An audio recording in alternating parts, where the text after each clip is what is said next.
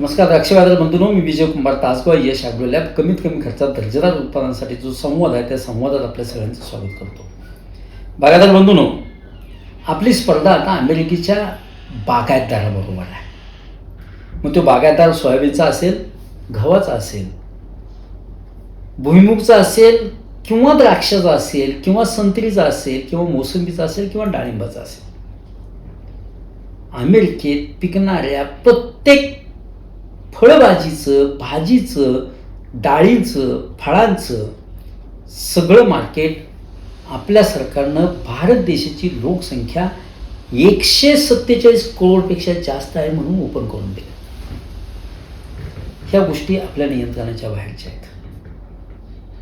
परंतु ह्या गोष्टीला घाबरून न जाता आपला खर्च कमीत कमी कसा होईल आणि उत्पादन दर्जेदार कसं मिळेल ह्यासाठी आपल्याला कामच करावं लागेल. सरकारवर टीका करणं, सरकारवरच्या बाबतीत धोरणाच्या वरती बोलणं हे आपलं काम नाही आहे, माझं तर काम नाही आहे. ते मतदारांनी मतं देताना ठरवावं. त्या विषयात बोलण्याचा हे व्यासपीठ सुद्धा नाही आहे. परंतु बागायतदार बंधूंनो, ज्या पद्धतीनं गॅट करार स्वीकारला, अनेक देशांच्या बरोबर आपण व्यापार करार केला, ते परत थांबले नाही आहेत. त्याच पद्धतीनं झालेला अमेरिकेच्या शेतकऱ्यांच्या बरोबरचा करार, सरकारबरोबरचा करार आपल्याला मोडीत काढता येणार नाही आहे. ते मतदानाच्या रूपानं तुम्ही करू शकता.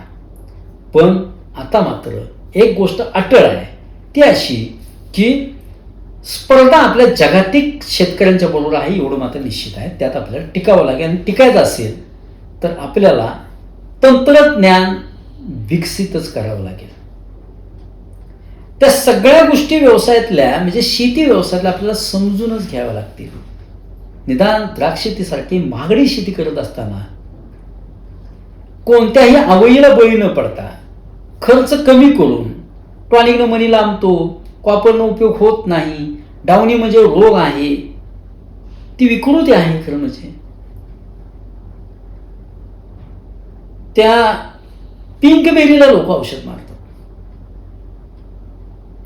खरं म्हणजे ती विकृती आहे, त्याला औषध नाही आहे. मम्मीफिकेशनसाठी आपण कॅनन नेऊन बागेला सुटतो. मम्मीफिकेशनला औषध नाही आहे. असतं तर त्याला नोबेल पारितोषिक मिळालं असतं. मी अजून एकदा सांगतोय, आपली स्पर्धा आता अमेरिकेच्या शेतकऱ्याबरोबर आहे, चायनाच्या शेतकऱ्याबरोबर आहे. ती द्राक्षे आता आपल्या बाजारात आलेली आहे. अजून आपण मम्मीफिकेशनवरच काम करतोय. त्यामुळं दर्जा सुधारायचा असेल तर आपल्याला त्या गोष्टीचं सखोल ज्ञान असणं गरजेचं आहे.